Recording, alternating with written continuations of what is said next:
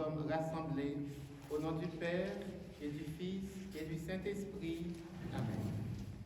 Le Seigneur nous fait grandir dans sa maison. Qu'il soit toujours avec vous. Chers amis, bonjour.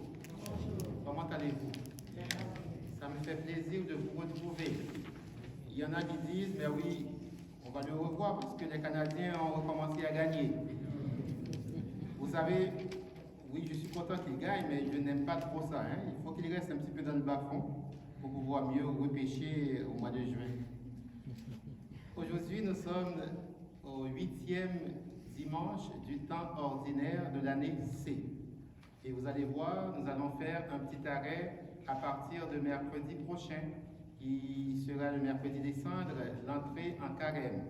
Je vous ferai un petit commentaire tantôt là-dessus. Aujourd'hui, il se passe beaucoup de choses dans notre monde qui nous demandent de prier un peu plus instamment. Il y a la guerre en Ukraine qui nous tient occupés par la pensée, par le cœur, par le désir de savoir qu'est-ce qui va se passer. Nous sommes inquiets. Un peu partout dans le monde, il y a des situations de grande tension qui ont besoin d'être résolues. La parole de Dieu aujourd'hui va nous inviter à nous regarder, à être plus cléments, plus indulgents envers les autres. Dieu est là, il est le seul qui aurait pu nous juger et nous condamner, mais il s'ouvre à l'amour, à la miséricorde. Chers amis, au début de cette Eucharistie, reconnaissons notre besoin de la miséricorde de Dieu qui nous donne la victoire sur le péché et la mort par le Christ Jésus. Tournons-nous ainsi avec confiance vers le Seigneur. Seigneur Jésus, quand nous ne voyons pas la poutre qui est dans notre œil, prends pitié de nous. Prends pitié de nous. Ô Christ, quand les fruits que nous portons ne sont pas dignes de notre foi et de la grâce de Dieu, prends pitié de nous. Prends pitié de nous. Seigneur, quand nous demeurons aveugles devant nos propres faiblesses, prends pitié de nous. Prends pitié de nous. Que le Dieu très haut, fidèle, droit et sans ruse, nous fasse miséricorde, qu'il nous pardonne nos péchés et nous conduise à la vie éternelle.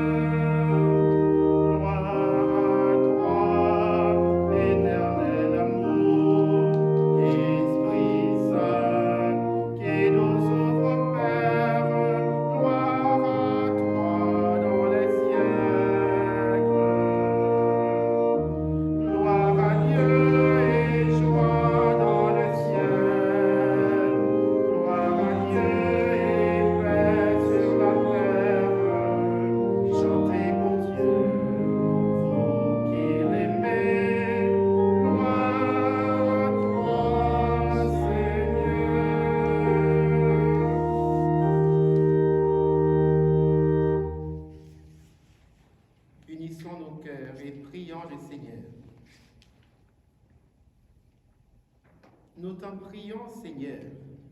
Accorde-nous de vivre dans un monde où les événements se déroulent selon ton dessein de paix et où ton Église connaisse la joie de te servir dans la sérénité. Par Jésus-Christ, ton Fils, notre Seigneur, qui vit et règne avec toi dans l'unité du Saint-Esprit, Dieu pour les siècles des siècles. Amen.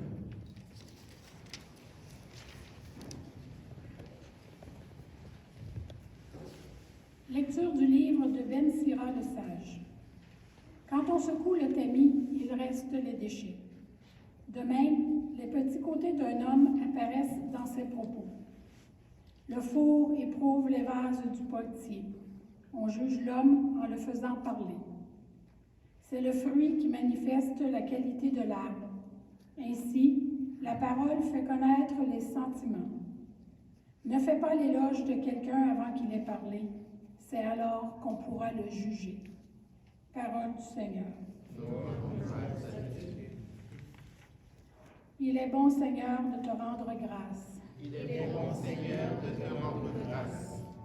Qu'il est bon de rendre grâce au Seigneur, de chanter pour ton nom, Dieu très haut, d'annoncer dès le matin ton amour, ta fidélité au long des nuits.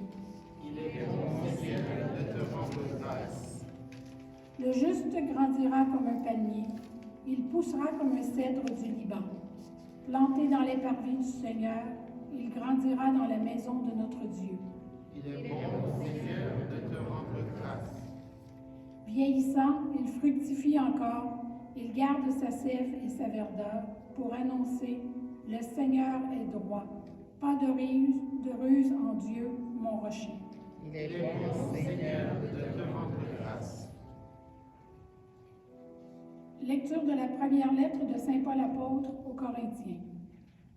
Au dernier jour, quand cet être périssable aura revêtu ce qui est impérissable, quand cet être mortel aura revêtu l'immortalité, alors se réalisera la parole de l'Écriture. La mort a été engloutie dans la victoire. Ô mort, où est ta victoire? Ô mort, où est-il ton aiguillon? L'aiguillon de la mort, c'est le péché.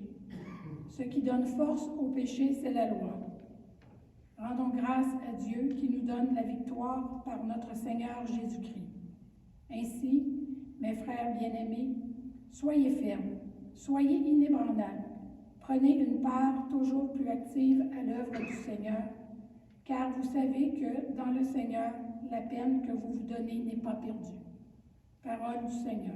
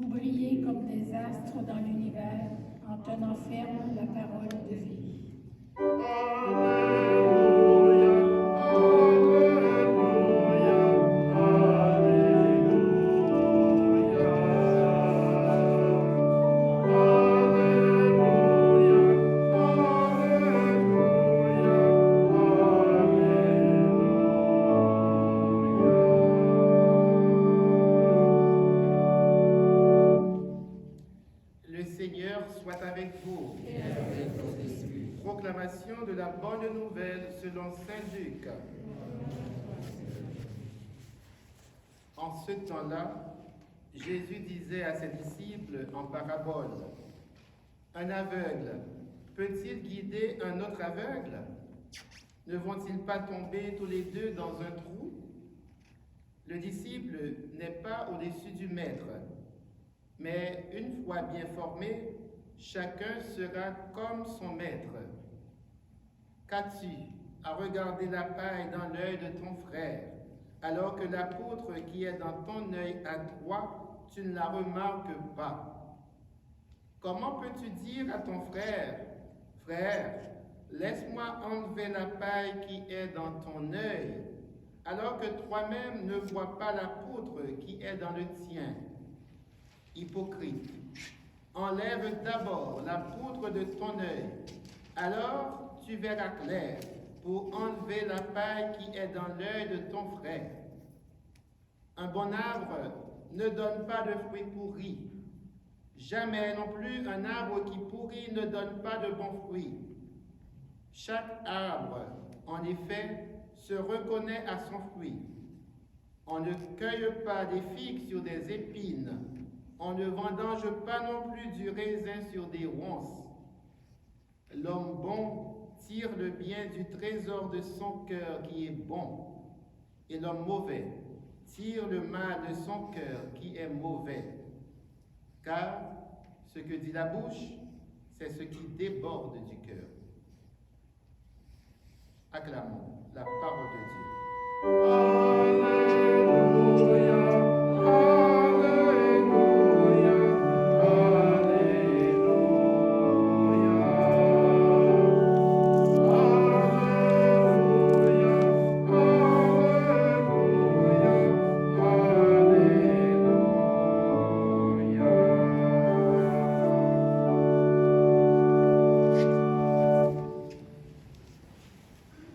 Alléluia, chers amis, d'abord nous situer où nous sommes rendus par rapport à l'année liturgique. Je vous disais au début que aujourd'hui c'est le 8e dimanche du temps ordinaire de l'année C.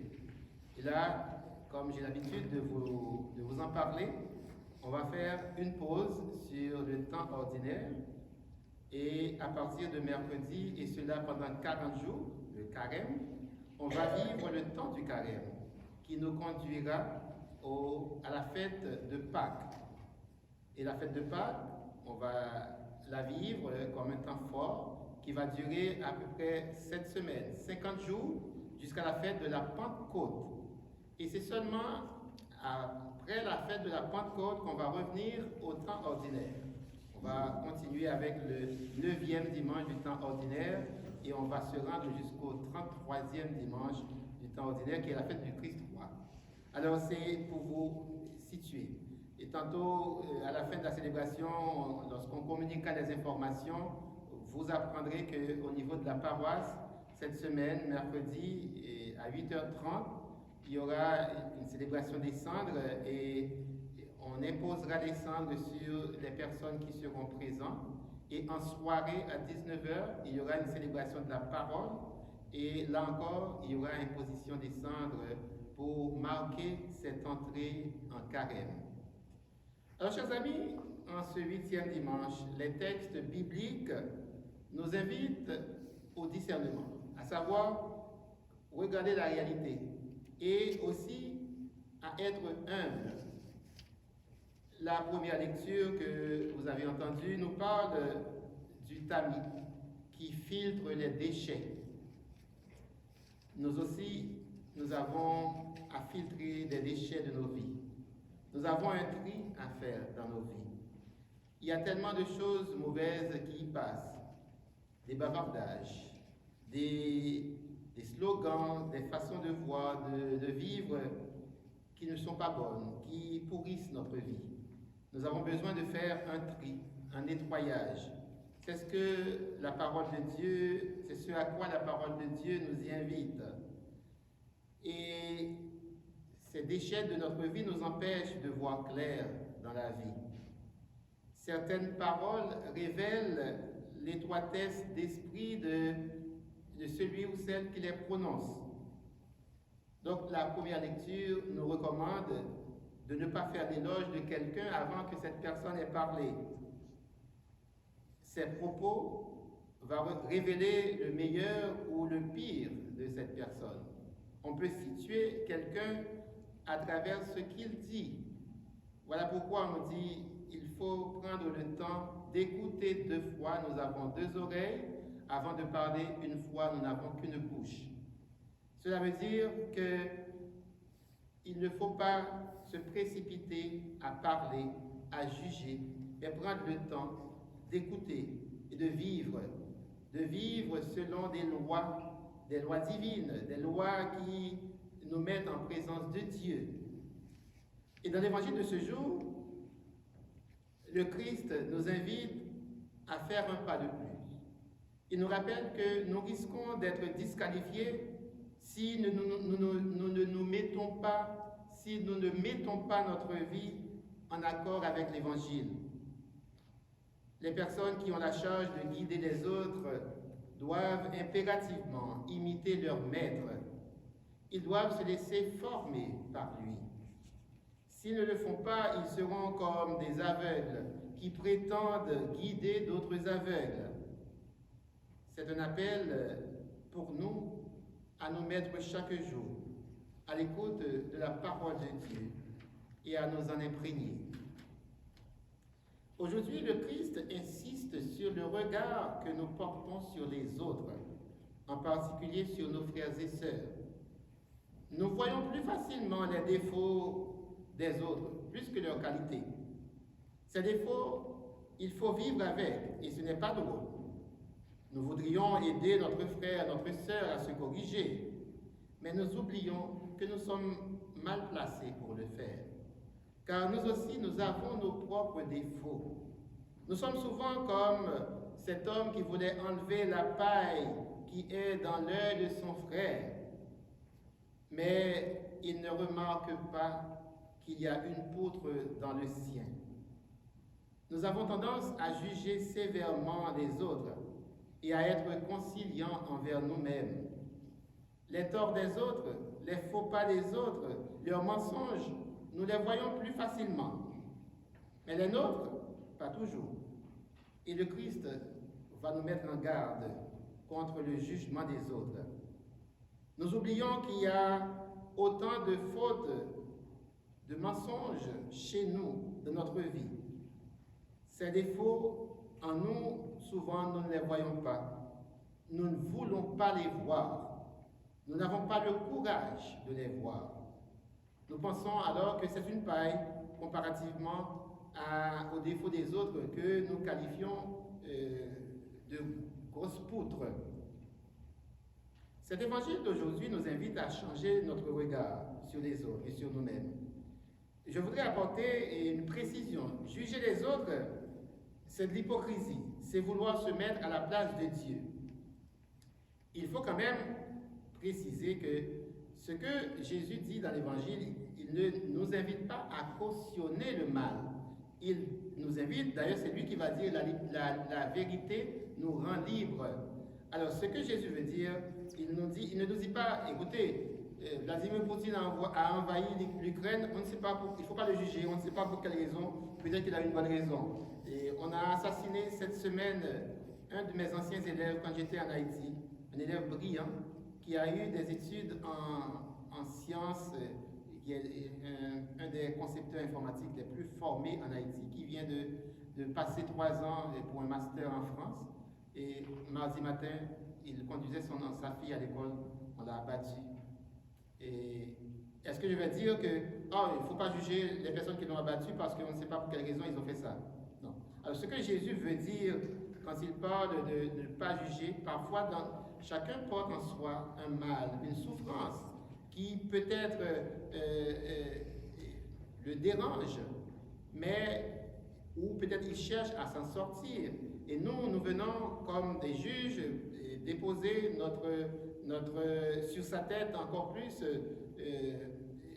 pour l'accuser, pour l'accabler, même avec ce qu'il vit déjà. Alors, c'est là que Jésus nous invite à être indulgents aussi bien envers les autres que nous le sommes pour nous-mêmes. Alors, il nous dit dans l'Évangile, regardez, Jésus, il s'adresse aux publicains, aux pécheurs, aux personnes qui sont en contravention avec l'Évangile, avec les paroles de l'Évangile, des voleurs, des tricheurs. Mais Jésus, il ne les regarde pas avec des yeux, et alors qu'il aurait pu le faire, il ne les regarde pas avec des yeux d'un juge impénitent, mais il les aide à se relever. Dans notre cœur doit habiter ce même sentiment, vouloir aider les autres à se relever et non à les accabler. Convertissez-vous et croyez à l'Évangile. À travers cet appel, nous, non-chrétiens d'aujourd'hui, nous sommes envoyés non pour dénoncer et accuser, mais pour être les témoins et les messagers de l'Évangile auprès de tous ceux et celles qui nous entourent. Le Seigneur nous assure de sa présence. Nous pouvons toujours compter sur lui, même dans les situations les plus désespérées. Dans sa lettre aux Corinthiens, Saint Paul nous parle précisément de la victoire du Christ sur la mort et le péché. Cette victoire est double. Premièrement, par sa mort qui nous sauve, Jésus nous réconcilie avec Dieu, son Père. Grâce à lui, la mort peut devenir entre nos mains un acte de total abandon à l'amour du Père. Tout l'Évangile nous dit et nous redit que cet amour est bien plus grand que nos péchés. L'amour de Dieu est plus grand que tous nos péchés. Deuxièmement, par sa résurrection, le Christ nous donne le gage de notre propre résurrection. Il nous invite à des petites résurrections dans nos vies, à nous efforcer chaque jour pour sortir, pour remporter une victoire sur des péchés, sur des souffrances, sur des morts en nous. C'est à cette victoire sur la mort et le péché que Jésus veut nous associer. Oh, chers amis, en nous rassemblant ce dimanche pour l'Eucharistie, tournons-nous vers celui qui est la lumière du monde. Demandons-lui sa lumière pour que nous apprenions à nous accueillir les uns les autres comme nous sommes, avec nos souffrances, nos limites, nos faiblesses, pour que le Seigneur nous transforme et que chacun reconnaisse humblement que nous avons besoin de cette lumière pour être transformés. Le Christ veut que cette lumière brille aux yeux du monde afin que les hommes rendent gloire à Dieu. Demandons-lui d'être toujours avec nous. Demandons-lui également aujourd'hui la force et le courage d'accomplir cette mission qu'il nous confie. Amen.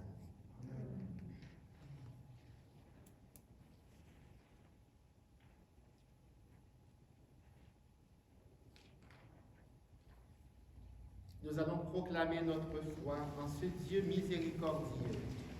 Je crois en Dieu, le Père Tout-Puissant, Créateur du ciel et de la terre, et en Jésus-Christ, son Fils unique, notre Seigneur, qui a été conçu du Saint-Esprit, est né de la Vierge Marie, a souffert sous Ponce Pilate, a été crucifié, est mort et a été enseveli, est descendu aux enfers, le troisième jour il est ressuscité des morts, est monté aux cieux, est assis à la droite de Dieu le Père Tout-Puissant, d'où il viendra juger les vivants et les morts. Je crois en l'Esprit Saint, à la Sainte Église catholique, à la communion des saints, à la rémission des péchés, à la résurrection de la chair, à la vie éternelle. Amen. Sœurs et frères, réunis par la foi et la prière dans les parvis du Seigneur, à Sainte Béatrice, dans la maison de notre Dieu, faisons maintenant monter vers le Père notre intercession et ensemble disons: Dieu très haut, accueille notre prière. Pour les personnes en position d'autorité et de direction, afin qu'elles assument leurs responsabilités avec clairvoyance et bienveillance, prions le Seigneur. Dieu très haut, accueille notre prière. Pour les étudiantes et les étudiants en théologie et en pastorale, et pour leurs professeurs et leurs formateurs, afin que leur démarche et leur recherche les conduisent à la vérité de l'Évangile, prions le Seigneur. Dieu très haut, accueille notre prière. Pour les plus âgés d'entre nous, afin que leur témoignage et leur engagement actuel ou passé continuent de porter des fruits au bénéfice des jeunes générations, prions le Seigneur. Dieu très haut, accueille notre prière. Pour les hommes et les femmes œuvrant dans le monde des communications et de l'information, afin que leurs propos soient empreints de vérité, de justice et de respect, prions le Seigneur. Dieu très haut, accueille notre prière. Pour nos communautés chrétiennes, afin qu'elles demeurent fermes et inébranlables dans leur humble participation à l'œuvre de Dieu, prions le Seigneur. Dieu très haut, accueille notre prière. Pendant quelques instants de silence, adressons nos intentions personnelles au Seigneur. Nous avons appris aujourd'hui le décès de Madame Sylvie Lacroix, sœur de Aline Lacroix, notre ancienne secrétaire de la paroisse. Nous prions que le Seigneur l'accueille dans son paradis. Nous portons également toute la souffrance qui se vit en Ukraine actuellement avec les bombardements russes.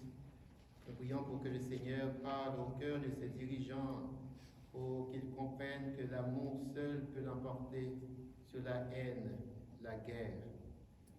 Nous prions également pour ces familles qui souffrent en Haïti, particulièrement d'enlèvement. Prions pour que le Seigneur accueille Jacques Faubert Étienne, assassiné froidement cette semaine. Prions pour toutes les personnes qui ont besoin de nos prières, qui souffrent dans leur cœur, dans leur corps, à la maison, dans des hôpitaux ou seuls. Confions-les au Seigneur.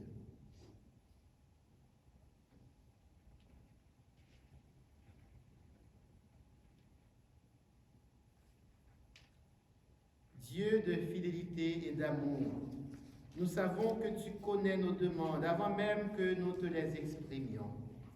Reçois donc nos prières en ce jour comme un acte de confiance et de gratitude pour tout ce que tu accomplis par le nom de Jésus le Christ, notre Seigneur. Amen.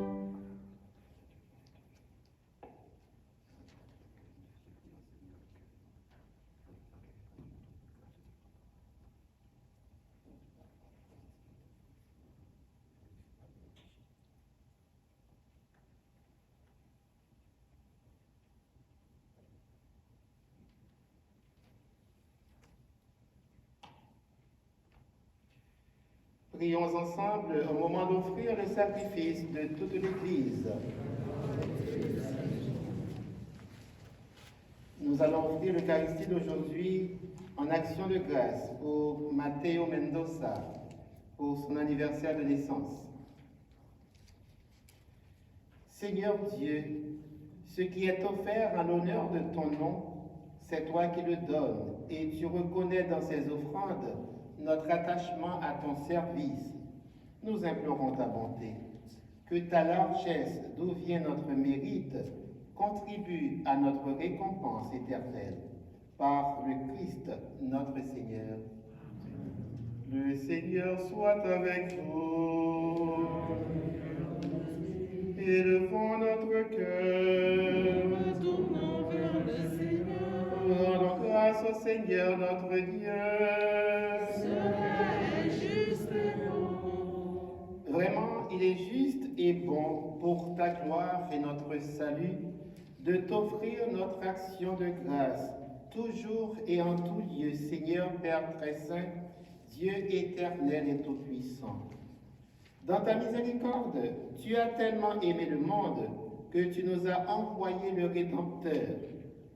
Tu l'as voulu à notre ressemblance en toutes choses, à l'exception du péché. afin d'aimer en nous ce que tu aimais en lui.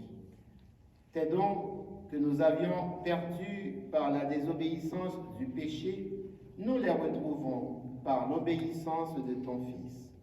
C'est pourquoi, avec les anges et tous les saints, nous te louons, Seigneur, et nous exultons de joie en proclamant.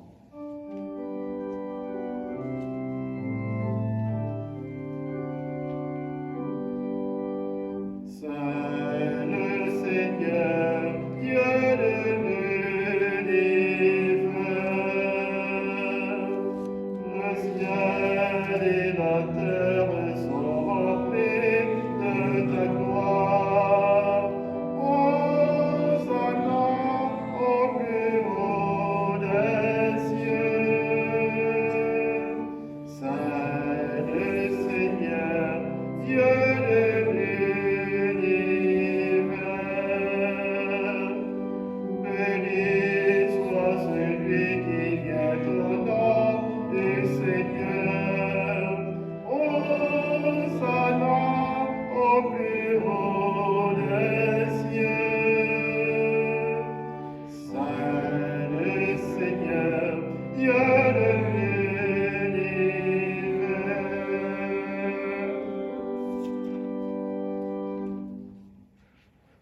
Tu es vraiment saint, Dieu de l'univers, et il est juste que toute la création proclame ta louange, car c'est toi qui donnes la vie, c'est toi qui sanctifies toutes choses par ton Fils Jésus-Christ, notre Seigneur, avec la puissance de l'Esprit Saint, et tu ne cesses de rassembler ton peuple, afin que du levant au couchant du soleil, une offrande pure soit présentée à ton nom.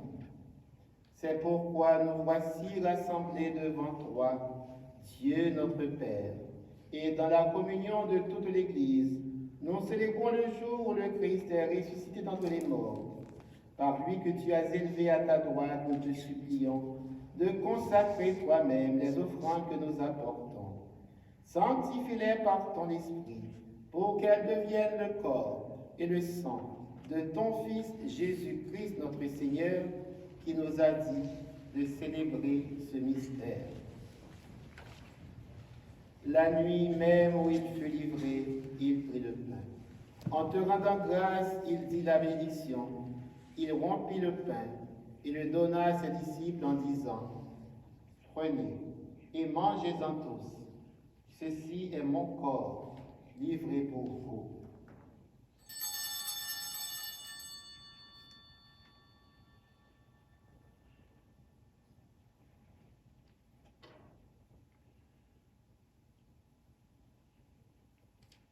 De même, après le repas, il prit la coupe.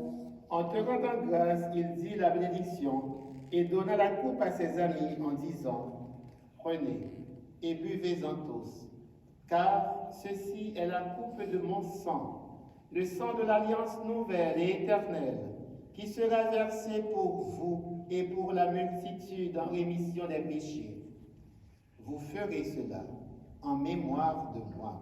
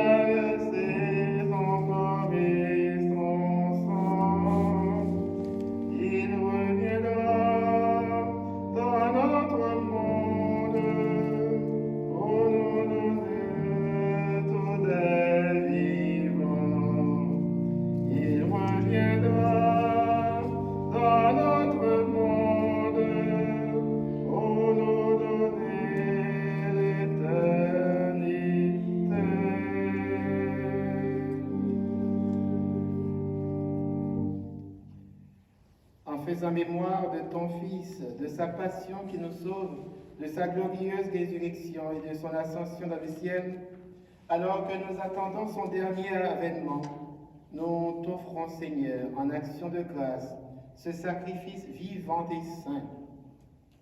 Regarde, nous t'en prions, l'oblation de ton Église, et daigne y reconnaître ton Fils qui, selon ta volonté, s'est offert en sacrifice pour nous réconcilier avec toi. Quand nous serons nourris de son corps et de son sang, et remplis de l'Esprit Saint, accorde-nous d'être un seul corps et un seul esprit dans le Christ. Que l'Esprit Saint fasse de nous une éternelle offrande à ta gloire, pour que nous obtenions un jour les biens du monde à venir, l'héritage promis avec tes élus. En premier lieu, la bienheureuse Vierge Marie, Mère de Dieu, avec Saint Joseph, son époux, les bienheureux apôtres, les glorieux martyrs, Saint Viateur, Sainte Béatrice et tous les saints qui ne cessent d'intercéder auprès de toi et nous assurent de ton secours. Et maintenant, nous te supplions, Seigneur, par le sacrifice qui nous réconcilie avec toi, étends au monde entier le salut et la paix. Affermis ton Église en pèlerinage sur la terre, dans la foi et la charité, en union avec ton serviteur, notre pape François, et notre évêque Christian, son auxiliaire Alain, l'ensemble des évêques, les prêtres, les diacres et tout le peuple que tu as racheté. Écoute en ta bonté les prières de ta famille que tu as voulu rassembler devant toi. Dans ta miséricorde, ramène à toi, Père très aimant, tous tes enfants dispersés. Pour nos sœurs et frères défunts, et pour tous ceux et celles qui ont quitté ce monde et trouvent grâce devant toi, nous te prions. Nous prions particulièrement aujourd'hui pour les âmes du purgatoire. Et nous prions pour Madame Sylvie Lacroix. Et nous pensons au clerc de Saint-Viateur décédé en ce jour.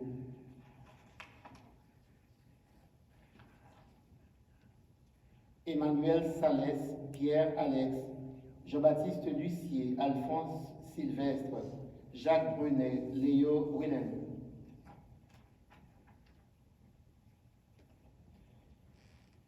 En ta bienveillance, accueille-les dans ton royaume, où nous espérons être comblés de ta gloire, tous ensemble et pour l'éternité, par le Christ notre Seigneur, par qui tu donnes au monde toute grâce et tout bien. Par lui, avec lui et en lui, à toi, Dieu le Père Tout-Puissant, dans l'unité du Saint-Esprit, tout honneur et toute gloire pour les siècles des siècles. Amen. Jésus est notre Maître. Il nous apprend à vivre, il nous apprend à prier. Demandons-lui aujourd'hui de nous apprendre les meilleures paroles qui vont attirer le cœur de Dieu. Demandons-lui également aujourd'hui cette force, cette lumière qui nous permettra de bien vivre avec les autres. Redisons la belle prière des enfants de Dieu. Notre Père, qui es aux cieux, que ton nom soit sanctifié, que ton règne vienne, que ta volonté soit faite sur la terre comme au ciel. Donne-nous aujourd'hui notre pain de ce jour. Pardonne-nous nos offenses, comme nous pardonnons aussi à ceux qui nous ont offensés. Et ne nous laisse pas entrer en tentation, mais délivre-nous du mal. Délivre-nous de tout mal, Seigneur, et donne la paix à notre temps. Par ta miséricorde, nous serons libérés de tout péché, à l'abri de toute épreuve. Nous attendons que se réalise cette bienheureuse espérance, l'avènement de Jésus-Christ, notre Sauveur. Car c'est à toi qu'appartiennent le règne, la puissance et la gloire, pour les siècles des siècles. Prions pour la paix, particulièrement la paix en Ukraine et dans d'autres parties du monde où sévit la guerre. Seigneur Jésus-Christ, tu as dit à tes apôtres, je vous laisse la paix, je vous donne ma paix. Ne regarde pas nos péchés, mais la foi de ton Église. Pour que ta volonté s'accomplisse, donne-lui toujours cette paix et conduis-la vers l'unité parfaite, toi qui règnes pour les siècles des siècles. Que cette paix du Seigneur soit toujours avec vous. Sœurs et frères, montrons un signe de cette paix.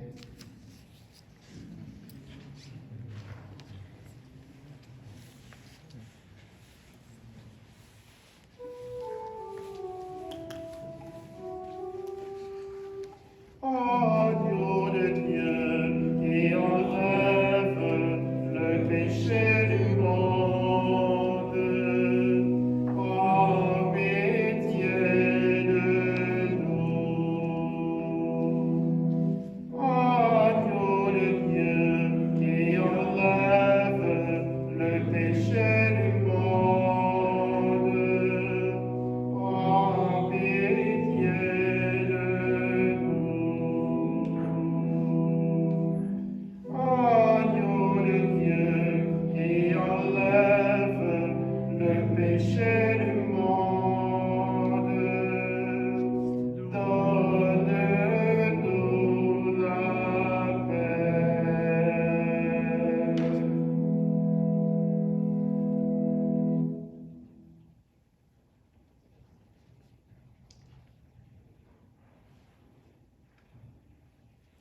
Soyez miséricordieux comme votre Père céleste est miséricordieux.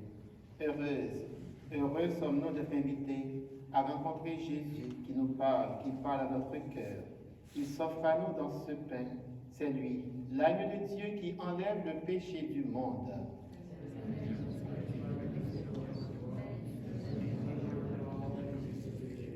Le corps de Christ.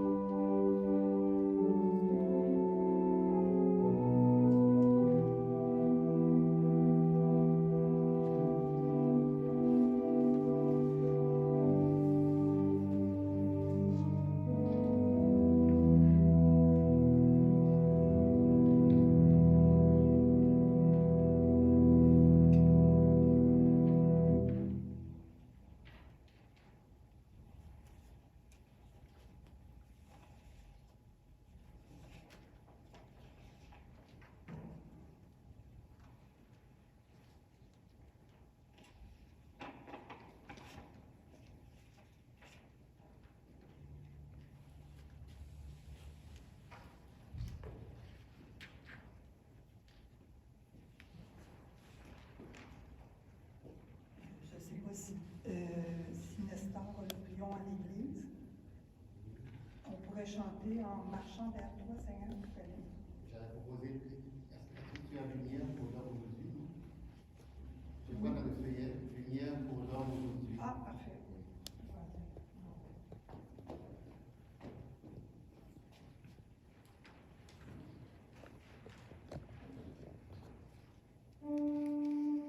Dans votre feuillet paroissial, lumière pour l'homme d'aujourd'hui.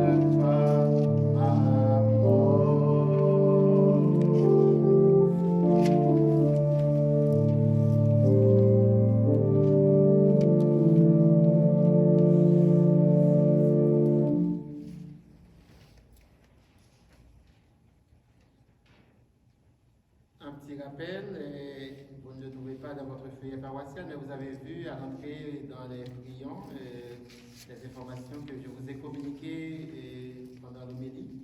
Donc, nous entrons à partir de ce mercredi dans le temps du carême. Donc, à 8h30, à la messe habituelle de semaine, il y aura des cendres. Donc, si vous avez l'occasion d'assister. Et le soir du mercredi 2 mars également, à 19h, ici dans cette église, il y aura une célébration de la parole pour ouvrir le carême. Et au cours de cette célébration également, il y aura imposition des cendres.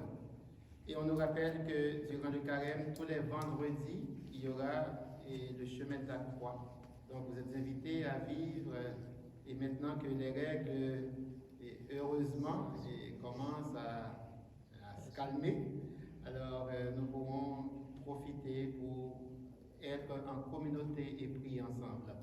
Donc, comme je le dis, nous commençons à vivre un moment un peu plus calme. Nous espérons que ça va demeurer. On continue d'être prudent, mais on espère que très bientôt ce sera complètement derrière nous et pour que notre communauté puisse se réunir comme autrefois.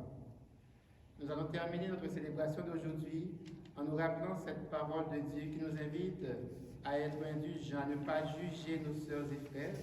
Nous allons lui demander d'inscrire dans notre cœur ce désir de lui ressembler, lui qui est miséricordieux, lui qui aime tous les humains. Prions le Seigneur.